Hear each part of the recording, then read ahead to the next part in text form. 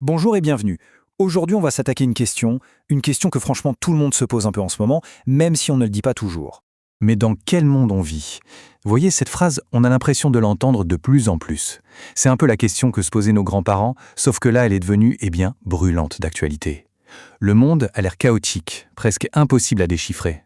Et figurez-vous que c'est exactement le point de départ d'une analyse hyper intéressante sur le désordre international qu'on vit en ce moment.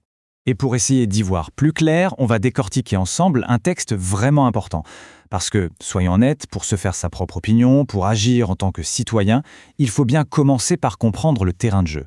Et c'est pour ça qu'aujourd'hui, on va chercher des clés de lecture dans cet éditorial. Alors d'où vient cette analyse? Elle est tirée d'un éditorial de la revue Politique étrangère, c'est la publication phare de l'IFRI, l'Institut français des relations internationales. Pour faire simple, c'est une véritable référence dans le monde de la pensée stratégique, non seulement en France mais aussi en Europe. Autant dire que ce qui est écrit dedans, ça pèse. Voilà le programme pour ce décryptage. D'abord, on va se demander pourquoi le monde semble si illisible. Ensuite, on verra le grand paradoxe qui le caractérise, puis on fera un zoom sur la position un peu particulière de l'Europe. On enchaînera avec les 4 grands chantiers pour essayer de reconstruire quelque chose, et enfin, on verra pourquoi tout commence par une idée simple, il faut accepter de penser le désordre. Allez, c'est parti. Premier point donc, ce monde qui semble illisible. En fait, le vrai problème, c'est que toutes nos anciennes cartes, nos vieilles boussoles pour nous orienter dans les relations internationales, elles ne marchent plus. C'est comme si les règles du jeu avaient changé sans qu'on nous donne le nouveau manuel. Et cette phrase de l'éditorial, elle est juste parfaite pour décrire ça. Les amarres sont larguées du vieux monde, le nouveau est toujours dans les brumes. C'est une image très forte, non? On a largué les amarres, on a quitté le port qu'on connaissait, celui du monde d'après la guerre froide, mais le nouveau continent, il est encore caché dans le brouillard. On est en pleine mer, dans un entre-deux total.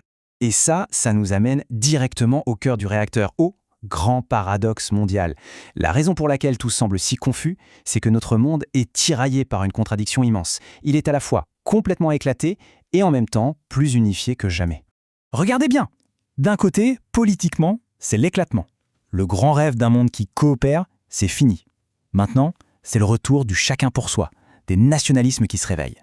Mais, de l'autre côté, le monde reste hyper unifié. Économiquement, on est tous liés par des chaînes de production qui traversent la planète. Et technologiquement, avec Internet, on n'a jamais été aussi connectés. C'est ça, le grand paradoxe. Politiquement, on se sépare, mais matériellement, on se rapproche. Et ce paradoxe, il a des conséquences, des symptômes bien visibles. On voit une violence internationale qui augmente, avec de moins en moins de retenue. On entend des grandes puissances qui affirment haut et fort qu'elles font ce qu'elles veulent, toutes seules. Et face à ce chaos, pour beaucoup, le nationalisme devient la seule valeur refuge, le seul abri. Forcément, certains dirigeants surfent là-dessus, en bricolant des histoires un peu simplistes sur le passé pour essayer de rassurer des gens qui sont perdus. Alors maintenant, parlons de l'Europe. Parce que dans ce grand chambardement mondial, l'Union européenne, c'est un peu l'OVNI. Un acteur qui semble nager complètement à contre-courant de la vague de brutalité actuelle. Et voilà son dilemme, son problème fondamental.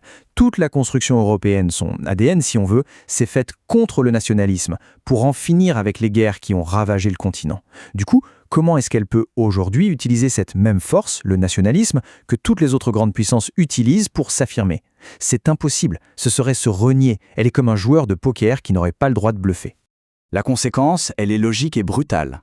L'Europe, qui parle de coopération et d'ouverture, a un mal fou à s'imposer comme une puissance. Pourquoi? Parce qu'elle fait face à un monde qui, lui, ne semble respecter que le rapport de force. L'arrogance de celui qui défend son intérêt personnel avant tout. Elle est en total décalage. Bon, le constat est un peu rude, c'est vrai. Mais alors on fait quoi?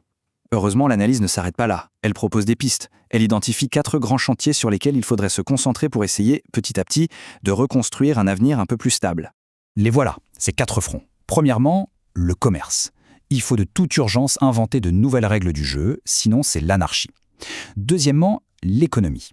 On doit s'adapter à ce basculement énorme d'une économie des usines à une économie de l'information, des données. Troisième chantier, les relations nord-sud. Il faut arrêter de voir ça comme une relation à sens unique et construire des partenariats dans tous les sens. Et enfin, le quatrième, qui est peut-être le plus criant, il faut qu'on s'attaque pour de bon aux crises qui se fichent des frontières. Le climat, les pandémies, les migrations. Aucun pays ne peut gérer ça tout seul. Et on arrive à la conclusion. Finalement, le message le plus fort de ce texte, c'est un appel à être lucide.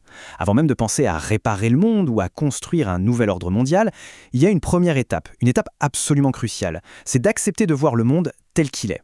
Et aujourd'hui, tel qu'il est, il est en désordre.